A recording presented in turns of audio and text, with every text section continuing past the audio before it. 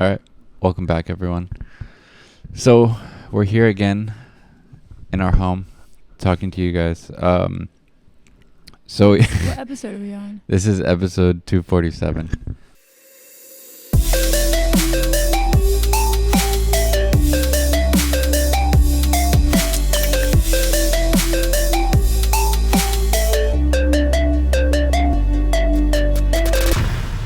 Welcome back. And welcome to all of the newer people. We've gotten a little pocket of new people on this channel. Thank you all for subscribing. So thank you if you subscribe. And if you guys saw our last videos, I can't remember the last time we filmed. So originally we were supposed to go to Peru. And I would say the last 2 to 3 videos, we batched those videos because we just wanted to have stuff out there for while we when were we gone. were gone. Yeah. But we're not gone. We're and here. we didn't go because, you can tell. Unfortunate events have occurred. And to find out, you can go to our blog channel and listen to me yap for an hour. Yeah, we're putting out a video where we explain the whole situation of what went down. It's just a little life update on life. My brother went. He's actually coming back either tomorrow or the next day. He's coming back tomorrow. Yeah. So that's when we would be coming back. But we're here. And it's totally fine. It is what it is. I've accepted it. Brian's accepted it. Yeah. And we definitely want to go soon. We've been working on trying to get as much credit back as we can from the trip. I need to get a doctor's note or something. I don't fucking know. American Airlines is they want so much proof that to refund the flight, they want a lot of proof about what went down. Anyway, if you're here, thank you. And I know half the stuff I just said no one gives a fuck about. You just clicked for the title of the video. No, they clicked for us too. But if you do care, I appreciate you. And yes, life is so fun. Just jump over to the vlog channel if you want to listen to the full update. It's an hour video explaining everything. Yeah, it's not posted as of this second, but it should be in the next 24 to 48 hours or so. So if it's not by the time you see this, it'll be probably the day after that. Yeah, exactly. And there was something else I was going to say. I don't remember, but happy holidays, bitches. Yeah, and hopefully we have some Christmas-esque content coming soon. Yeah, I was going to say, because I don't think a lot of the other places celebrate Thanksgiving. No. Yeah. I mean, maybe they have their other forms of it, but it's definitely not. Yeah, that's true. All right. Not the eventful holiday we have here. Well, again, thank you guys for being here, and make sure to jump over to the vlog channel and subscribe as well. Today we're going to do a video called 7 Ways British and American Cold and Flu Remedies Are Very Different. It's by Girl Gone London. I think we've done one or two from her, yeah. All right. She's the one who... Oh, never mind. It's not her. Never mind. All right, let's see. And even on the inside of the mug, it says, tea makes everything better. That's what Winnie the Pooh seems to think. Guys, this video is... I love tea. I mean, save yourselves now and click off, really. Hello, welcome back to the Girl Gone London channel, the sick edition, inspired by the fact that I am ill, / what we would call sick in America, but we'll get to that in a minute. And I thought, how am I going to sit here and film one of my regular videos? And then I realized, I'm not. I'm just going to go with it. And the bit is that I'm sick, and we can talk about the differences in cold remedies and sickness between the UK and the USA. And you know what's funny? When I get sick, I feel like it's most guys, when they get sick, they can't handle it as well as women. Women are able to just push through it more, and guys are just ugh. It's because we get sick once a month and we have to power through it and pretend everything's fine. Yeah.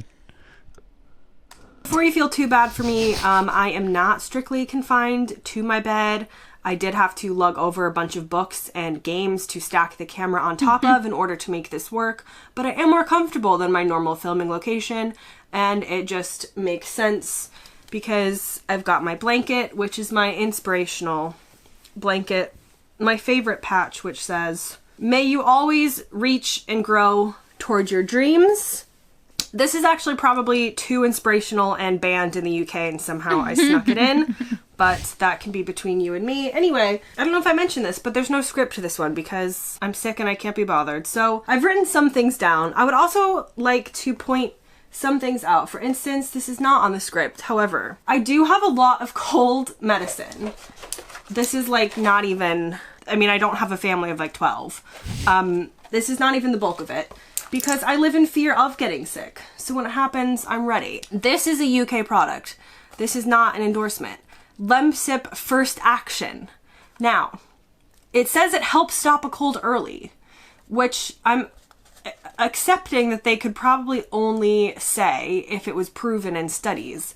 However, you as a consumer would actually never know if it works for you or not because you had no idea how long your cold was going to last anyway. So I'm a little bit dubious. Okay, so let's talk about how people in the UK and the USA talk about illness or recover from colds or illness. First thing on my list is actually to do with children, so I do not take this medication, but there's something called Calpol, which I think I've mentioned in videos before. Calpol is paracetamol for children, which to an American is Tylenol for children, and it is just called Children's Tylenol in the USA. But the reason I mention it is because I feel like Calpol is like seen as the cure-all for every children's illness in the UK, and I had no idea what it was. And if you're a British person who's on holiday in America, do not ask for Calpol because they will have no idea what you mean. Yeah, we have no so idea. ask for, actually if you ask for paracetamol, they'd also not know what you mean. So you'd be, I don't know what you're gonna do. But Tylenol is the brand name for paracetamol, which Americans call acetaminophen. And so in America, we don't know what Calpol is. That was basically the point of this ramble. Next on my list, I did mention paracetamol versus acetaminophen. However, I have mentioned this before, and I'm not sure I've shown this on screen. So here in the UK, this is a paracetamol packet. I think 2 of these came in a box. That's the maximum that I could buy in one packet.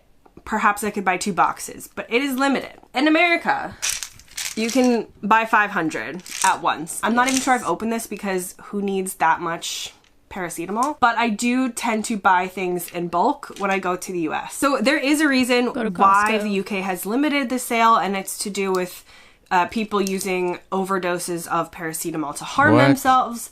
In America, well, I guess that's true too, because I've heard of people that they have like that Tylenol Simply Sleep. I've never heard of that. It's like the Tylenol that makes you like sleepy. And well, I would assume if you take a bunch of them, you like trip out. I mean, this cannot be good for your liver. Yeah, just, exactly. Like, chugging a ton. I mean, yeah. No one's doing this to party. They're probably doing this to kill themselves. Yeah. Anyway. Yeah. Law has not come into place. So yes, this contains 500 caplets. Okay, that's also a funny thing. Guys, this video is, I mean, save yourselves now and click off, really. I feel like here they're called, oh yeah, I could just read the labels. In America, we call them caplets. In the UK, they call them capsules. And Americans call them pills, but Brits tend to call them tablets. And I'm not saying that a British person wouldn't use the word pill as well, but Americans don't really call them tablets. Anyway, this is fascinating. So here's a giant bottle of American acetaminophen / paracetamol, and the same goes for ibuprofen. So this is 500 tablets of 200 milligrams of ibuprofen. And it's the same in the UK. You can only buy like blister packs like these. That's weird. So I do buy them in bulk when I go to America. Okay, this isn't Lemsip brand. This is Asda brand because I'm a cheapskate. But that's funny. Linda always tells me, don't cough in your hand, cough in your elbow. It drives me fucking crazy. You learned that in like 1st grade. Whatever. Imagine this says Lemsip. It's the same kind of thing. So these British people, is that like there's not any in here for show and tell. So I don't know why I still have the box. But here is what they would call a sachet. And essentially, it's paracetamol and phenylephrine, that you mix into a mug and it comes as a powder. America doesn't really have an equivalent. I know. I looked it up. I really was only exposed to this concept of having like a powder cold medicine in water. Theraflu. Oh, yeah. So that is like a... Don't know if it's the exact same active ingredients, but that will put you the fuck to sleep and you will be revived the next day. It's the same thing. It's like a powder pack you put in your tea. Yeah, I remember. So we had some of that. my mom, that was like what she would give us sometimes. Not as like young children, but high school. My God. When I moved to the UK, there's probably something somewhere in America that is kind of similar, but I feel like we mostly go for either the liquid or pill-based medicine and not so much this, which I feel like a lot of people in the UK are going to be really shocked by. Now, my personal feelings on the matter and why I didn't realize that there aren't even any in here is that A, I do not like hot drinks, which we'll get to in a second, and B, I feel like this does nothing. Maybe I've tried it once and I just felt like it That's like you. She probably drinks iced coffee just like you. Listen, I prefer iced coffee, but I do like tea too. I like tea. I don't really care for hot coffee. Yeah. I'll drink hot coffee if I'm in Europe. I'll have a little espresso. Fine. I'll indulge. I don't hate it. It's just not my first choice. Italians are rolling over in their graves right now. I love tea though. Yeah. Like hot tea. I know. When we were in Italy, you couldn't find iced coffee. No shit. I mean, you could, but probably at like very touristy spots or like a Starbucks or Which something. I'm fine with. I wasn't like, oh, I need my iced coffee. I don't even know if they had a Starbucks over there. They probably do. All right. I'm sure they do. Wasn't as strong as I wanted, but I feel like this is a very popular British cold/flu medication taken in your mug with hot water, not really done in the US in the same way. Also, on the topic of hot drinks, this is my Winnie the Pooh mug, which I'm unclear if I've ever used because I don't actually enjoy hot drinks or tea. And that is a very popular way of making yourself feel better from all things in the UK. And even on the inside of the mug, it says tea makes everything better. That's what Winnie the Pooh seems to think. But I don't enjoy it, so it's empty. And I was gonna fill it up and like pretend for the bit like I was drinking it, but I'm not. So this is real life. It's empty. This is just for show and tell to show you that I don't like hot drinks. Except for maybe twice a year I'll have a hot chocolate, and that's it. That's me done. Next on my list, if you can even call this a list. In the US, we tend to say that we're sick as opposed to saying that we're ill. Saying that you're ill in the US just sounds like you're trying to be fancy. We would say that we're sick. In the UK, though, sick has a different meaning. Ill feels so long term. Like Well, you have a disease. It just sounds like you're trying to say you're cool. Oh, not like the 90s term. Ill. Illest. I'm the illest. If someone were to say I'm ill here, I'd be like, oh, you're dying. Like you have cancer and stage 4, you're dying. Imagine you. Yeah, he's so ill. You're saying he's so cool. I kind of like that. Has a different meaning. Typically, being sick in the UK is throwing up, basically. And so I guess if you're, being sick means to throw up. Being sick in the US does not mean that. It means like we would consider that like a cold or flu type of illness, being sick. So that's another language difference to keep in mind. The other thing I wrote down regarding pronunciation, there is an ingredient in some cold and flu medicine, which we'll get to in a second, we'll talk about it, is this ingredient. We pronounce it differently in the US and the UK. In the US, we tend to say something similar to pseudoephedrine. In the UK, they say something closer to pseudoephedrine. So there's another pronunciation difference. I've heard pseudoephedrine. Okay, speaking of cold medicines in the UK and the USA, I don't have the full research as I normally do on this. You guys, I'm trying my best to just function. So if you know all of it, please comment below and let us know. However, there are some cold ingredients that are more easily accessible in the US than in the UK, at least until like recent times. And there are a lot of ingredients that are only behind the counter, including something like pseudoephedrine or pseudoephedrine, because it can be used to make drugs, which I don't know from personal experience, I Googled that. However, I still have a belief, and this is possibly just placebo effect, but I have seen it other places on the internet, that American cold and flu medicine is somehow stronger than UK cold and flu medicine. Now, I think this might just be related to the access that we would have in the US to certain cold or flu medications or ingredients without a prescription. It's not that you can't get it in the UK from a doctor or pharmacist. Again, if you know more about the subject, please leave it below. But what I'm getting to is I do have a couple like UK-based things, Lemsip, which I don't use. This is my American stash of American cold medicine. and I just feel like it hits harder. I just feel like it gets rid of my symptoms better. I don't know if this is true though. I'm not saying it's true. It could also just be that she's used to those. Like, it's familiar. Yeah, So that's true. But I don't know.